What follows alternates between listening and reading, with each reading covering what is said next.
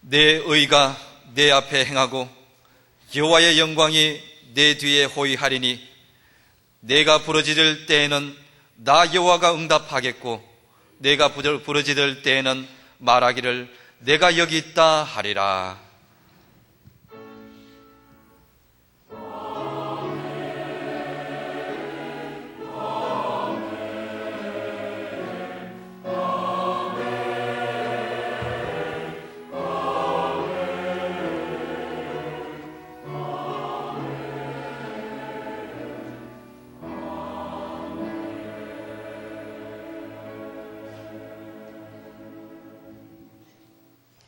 이 시간 하나님께서 우리에게 주시는 구약의 말씀은 시편 143편 10절입니다. 구약 905쪽입니다. 주는 나의 하나님이시니 나를 가르쳐 주의 뜻을 행케 하소서. 주의 신이 선하시니 나를 공평한 땅에 인도하소서. 아멘.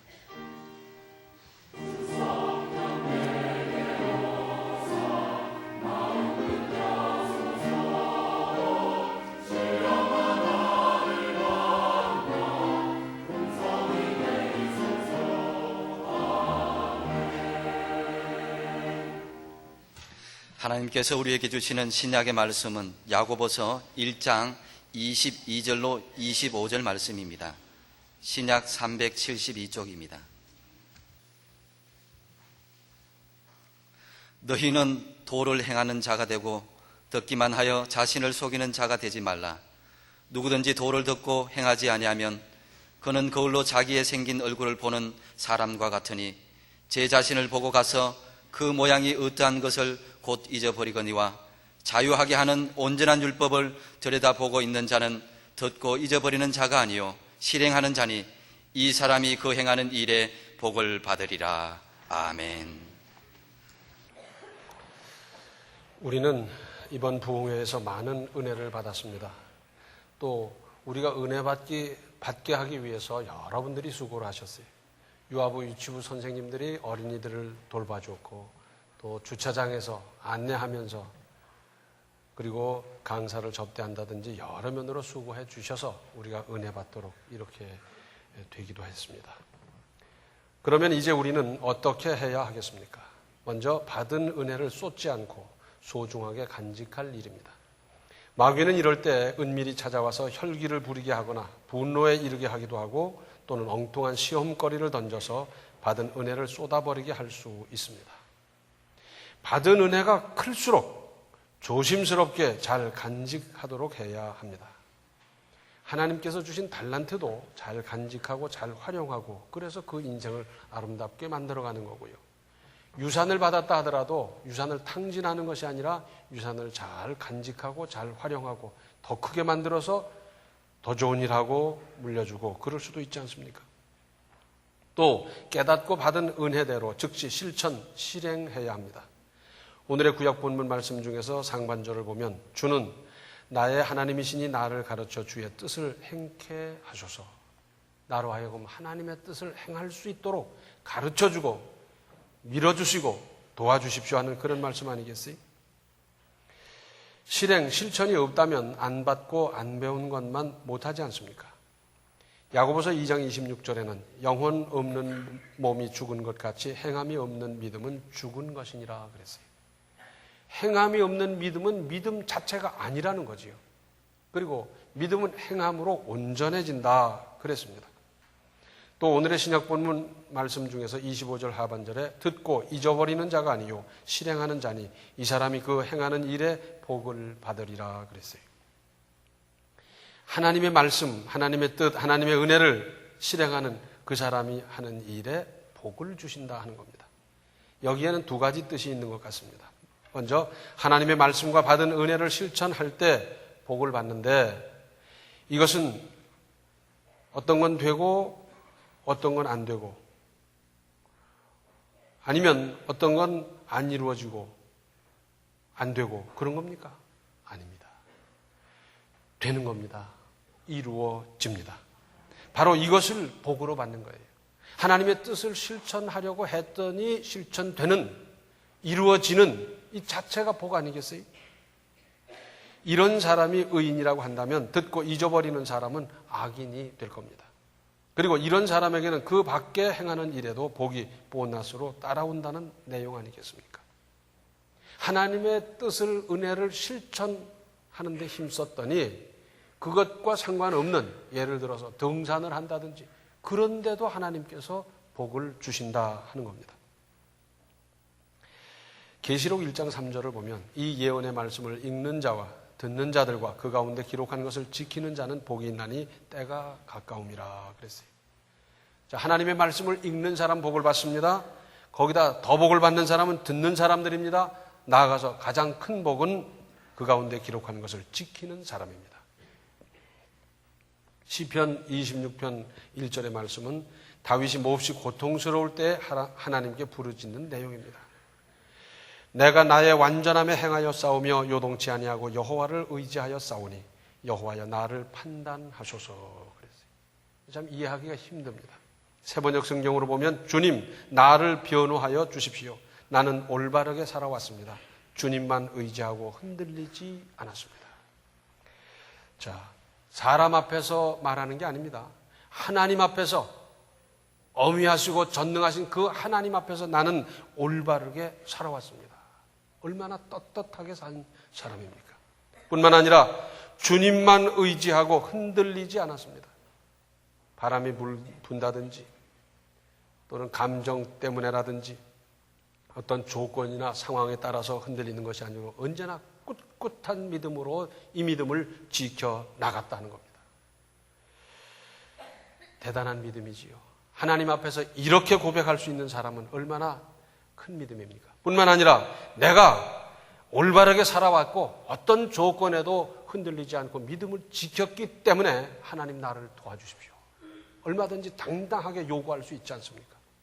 하는 짓은 복 못 받을 짓만 잔뜩 해놓고 그리고 하나님 나에게 복을 주십시오. 나를 돌봐주십시오. 그런다면 이건 말이 안 되잖아요.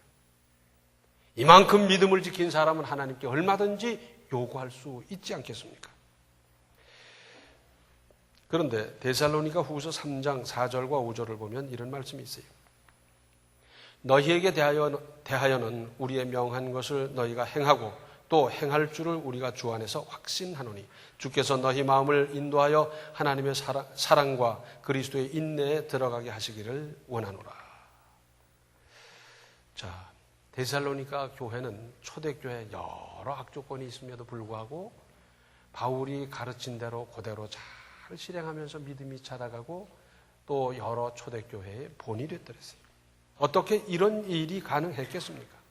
그것은 바울이 말씀을 전하고 가르칠 때 사람의 말로 받지 않았기 때문입니다. 그를 통해서 전해주는 거지만 하나님의 말씀으로 받아서 두렵고 떨림으로 그 말씀을 실천하고 실행하기 위해서 힘쓰는 가운데 데살로니가 교회는 모범적인 교회가 됐어요. 그것은 바로 이런 자세를 말합니다. 사무엘상서 3장 10절 하반절을 보면 사무엘이 하나님의 음성 앞에서 드린 말씀입니다. 말씀하옵소서 주의 종이 듣겠나이다. 무슨 말씀입니까? 한치 한 푼의 어김도 없이 하나님의 말씀을 받아 준행하고 완전히 순종하겠다는 결연한 태도 아니겠습니까? 이래야 합니다. 이것이 진정한 믿음입니다. 우리나라 사람들이 배웠으면서도 실천 안 하는 대표적인 예 중에 하나는 주부들이 학교 다닐 때, 가정시간에 등등 수도 없이 듣고 배웠는데 음식은 골고루 먹어야 좋다. 다 배웠죠. 그죠? 그런데 어떻습니까? 엄마가 편식을 조장하고 있습니다. 그래서 애들 보고 뭐라고 그래요? 고기 먹어라. 고기 먹어라. 배부르다 그러는 애도 그여큼 먹이고 막 그러잖아요. 또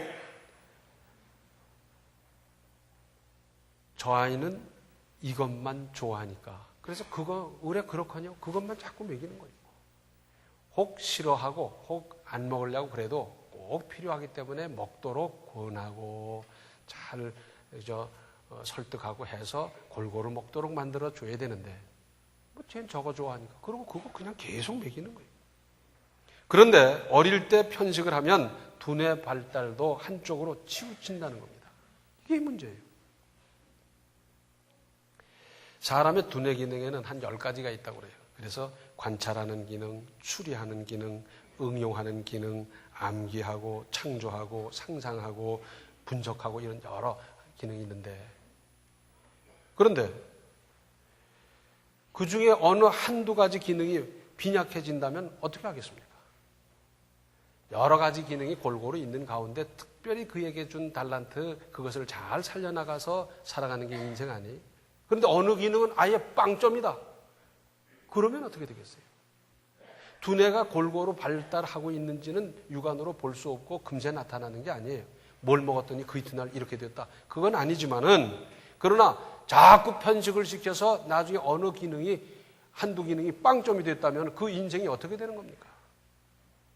이 서양 사람들은 보니까요, 잘 안 먹으려고 그래도 그냥 뭐 이렇게 해주고 저렇게 해주고 막 해가면서 먹도록 잘해서 골고루 먹게 하더라고요.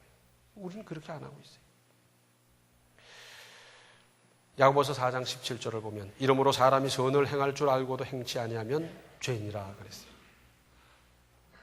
이 말씀을 확대하면, 하나님의 말씀으로 받았다면서 행하지 않으면 죄다. 하나님의 은혜를 받았는데 그대로 살지 않으면 죄다. 그렇게 확대할 수 있지 않습니까? 그러면 하나님의 뜻이나 받은 은혜를 실천하려면 어떻게 해야 하겠습니까?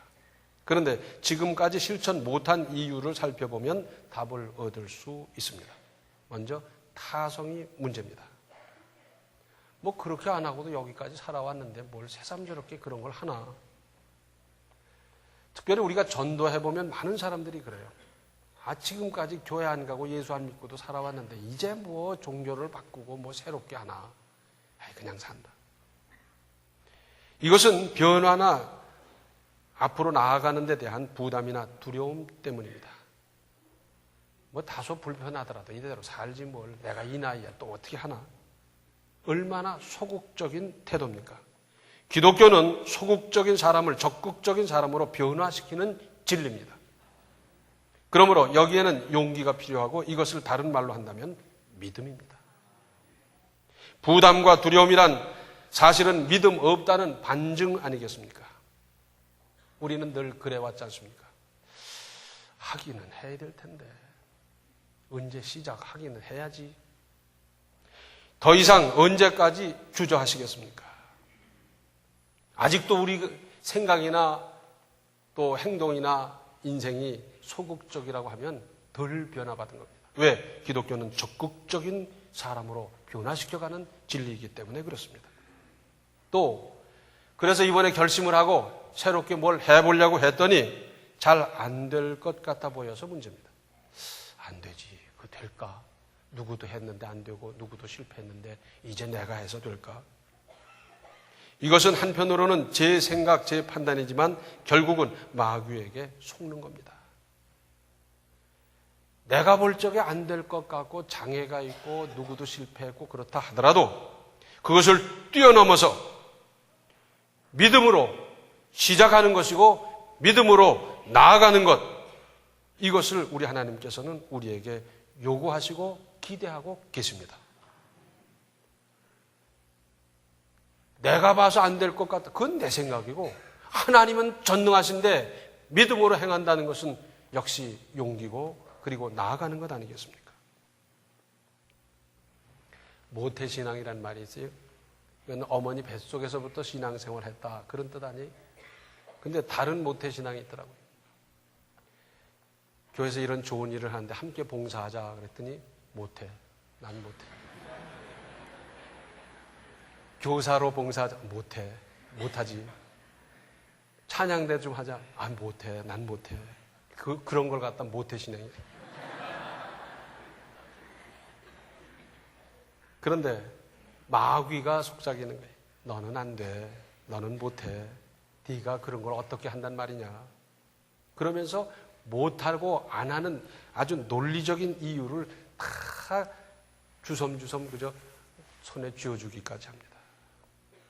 마귀에게 속지 마십시오. 여기서 우리가 분명히 명심할 것이 있습니다. 그것은 진심으로 하나님의 뜻대로 받은 은혜대로 준행하고 실천하고 순종하려고 하면 하나님께서 지켜주시고 반드시 이루도록 도와주신다는 사실입니다. 그래서 그 믿음으로 해 보십시오. 해 보면 하나님께서 도와주시고 반드시 이루어 주십니다.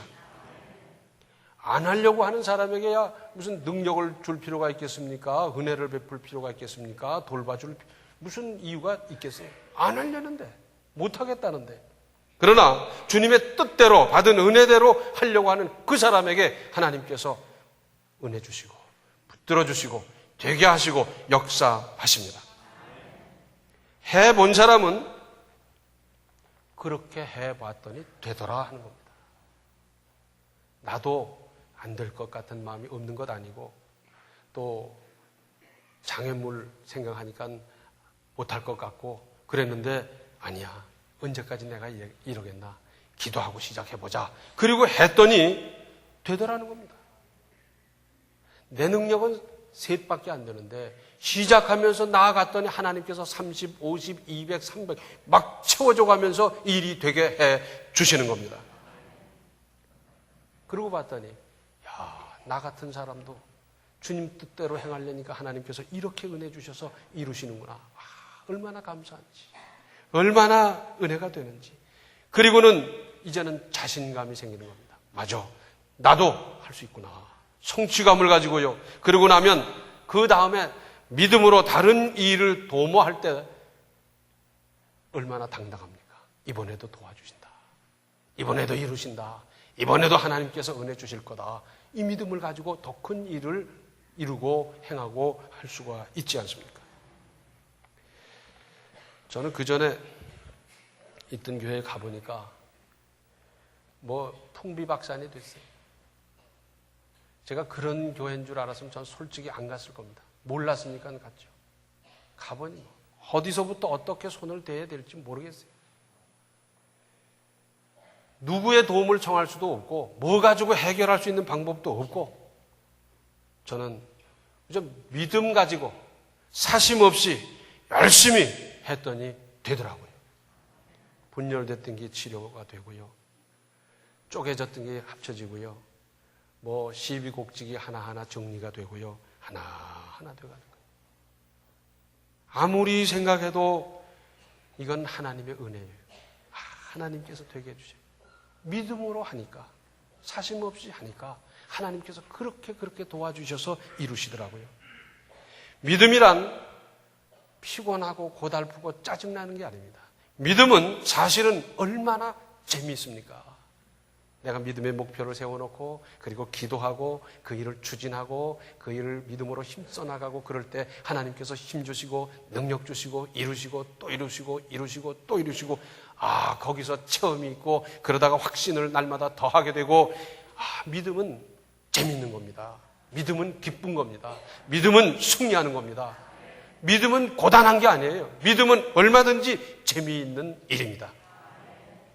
우리가 이런 자세로 하나님의 뜻을 이루어 나갈 때 하나님께서는 또한 얼마나 기뻐하시겠어요.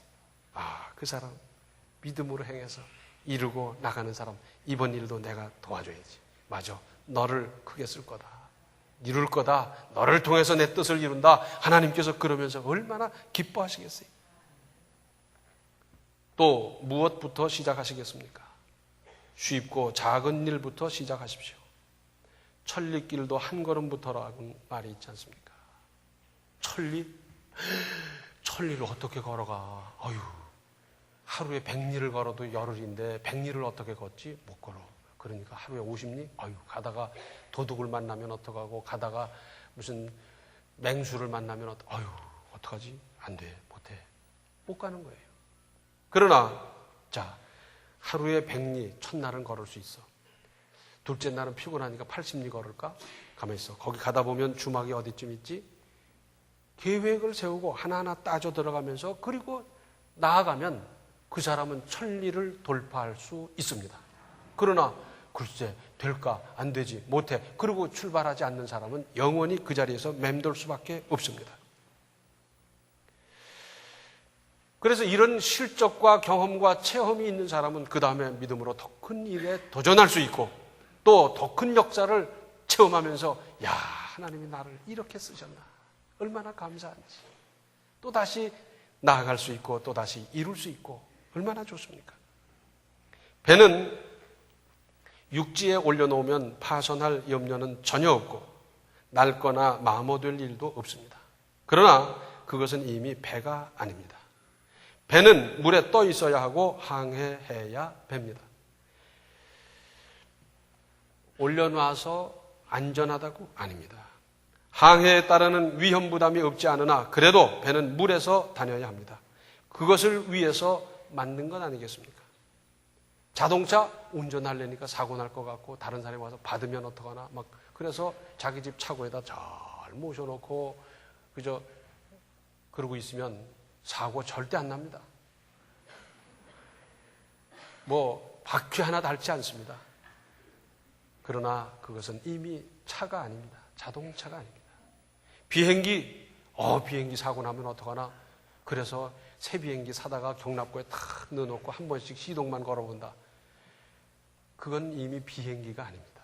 비행기는 하늘을 나르고 비행기가 해야 할 그 일을 할 때 비행기지. 날지도 못하는 건 무슨 비행기겠어요?